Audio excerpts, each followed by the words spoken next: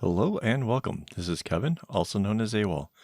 And today we're going to do another double wide, but this time it's going to be a slightly different variation.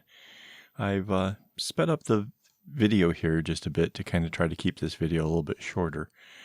And you can see that I'm doing the smooth start like I always like to do. And we are, again, breaking it up from either side of the loop. The loop is made with a kumi. And sorry about the lighting there. For some odd reason, I got a new lamp, and for some odd reason, it kind of flickers and goes bright. I think it's going to have to go back. I don't know. Anyways, so on this one, it's going to be kind of like how I started the other, right?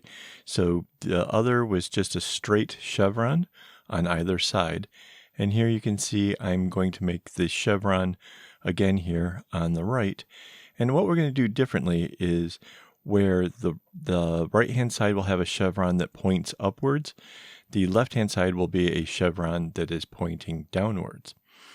And kind of wanted to get at the significance of this being that is one way that you can actually make a change to create a whole new pattern or extend out a pattern. You see a lot of like where a zigzag becomes the arrowhead, but did you know that you can actually extend that out by actually reversing the direction on the other side of a double wide? So I kind of wanted to kind of show this for the purpose of kind of get you guys into the mindset on how this works. And then from there, we'll actually move on to doing some of the more advanced ones in some of these future videos that I have planned out. So kind of hoping that like maybe you guys are kind of making some of these for yourself, kind of following along, because they will get more difficult. I mean, if you can do this easily, then great. Maybe wait for the next one, I guess. But for the beginners, somebody who might be interested in trying to take a design even further, this is really for you guys. So you can see here, I'm taking the out to the right all the way to the end, and to the left I'm not. And the reason for that is so that way in the left-hand side will actually join up with that whole other part. And the right-hand side of that, that's just the edge of the whole bracelet. So that's not actually being joined to anything. So that's why it can go all the way to the edge. And what I'm trying to do here is I'm trying to build a bit of a foundation so that way when the two bits get joined, it stays nice and clean. Because if you only do like one row or something, it can get really sloppy pretty quick. Now, to get this other side to be lined up with the colors and stuff, I did actually have to work out a pattern.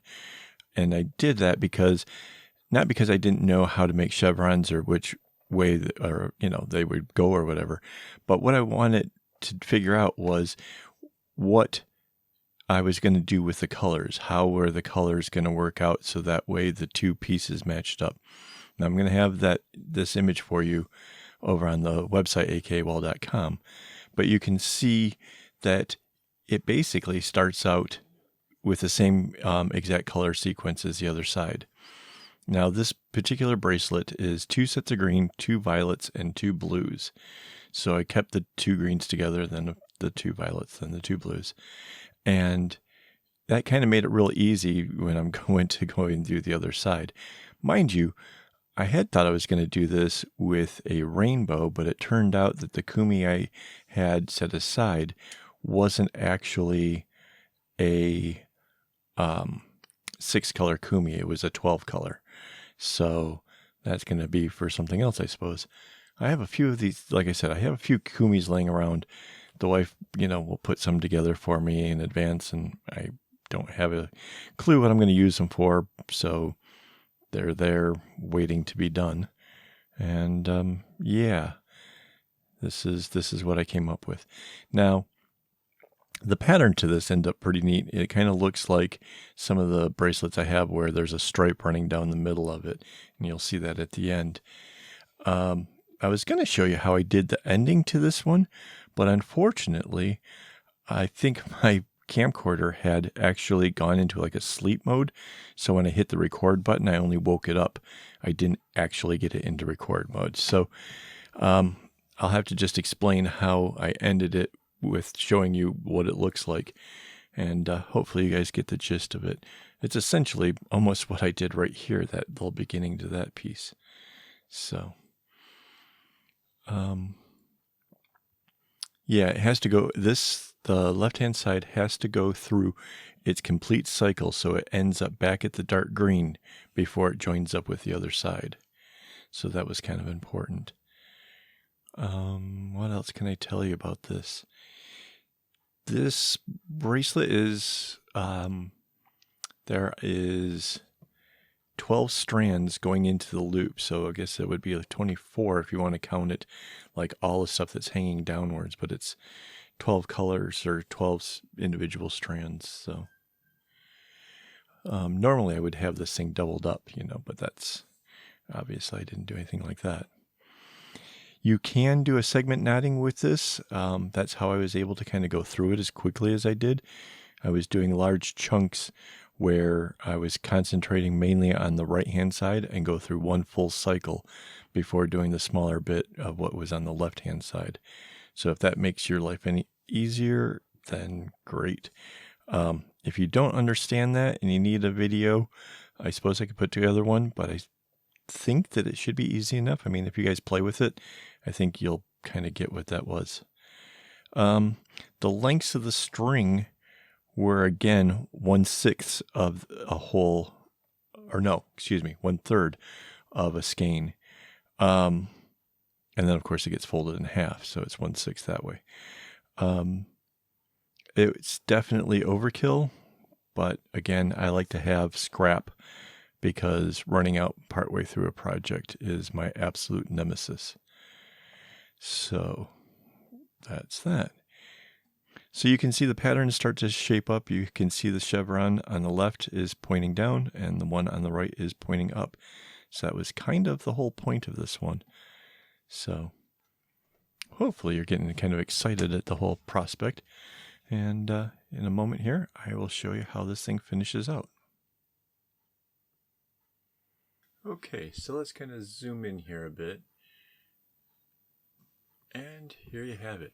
So you can see this is where we began. And if we look at the end, so this part over here finished kind of naturally on its own. So there was nothing different. Here, I kind of had to do the same thing that I did over on this side to balance it out. Because of course I wanted to have it to have the same two tails just like we had done with this one. So hang on, let's zoom this out just a bit. There we go. Okay, so what I was saying was I would do a whole segment from the dark green to the dark green over on this side. So that was just kind of coming down, and then just have to do the little bit over here. That doing it in chunks like that made this go much, much faster. Plus, I think because this one has like this long one, even though it's not my favorite to go to the left, having a long row seemed to make this one go a lot faster than this. So you can see there's some similarities, and you can see that, like I was saying, this is a bit like the ones where you see the stripe coming down the middle. This would obviously be a pretty wide stripe, but if you realize like how simple this pattern kind of begins, you can maybe start to see how you could use other patterns to do a similar notion. Like I said, if you have arrowheads going in two different directions, mind you, again, you might actually have to work some of that out on the graph paper, but that's what it's for. I mean, not all of my patterns were always done in my head, but these kind of things where it was something of an idea in the beginning, I would maybe do something like this, and then, okay, so now I've mastered something simple as a chevron, now take it to the next one. And you can kind of build on your designs in that kind of manner. So now from here, I'm going to show you a lot of my works that I've done. And then, you know, that'll be in my next video. I'm going to kind of go over some of the stuff. What was the single version? What was the double? And where that went before we get into the really more complex stuff where we actually try to do two completely different types of patterns. So like I said, hopefully you guys are getting something from this. Hit the like if you got anything at all out of my tutorial. Hit the notification bell if you're excited about the videos that I plan on making here in the very near future. All right, and until next time, don't get your strings in a bunch.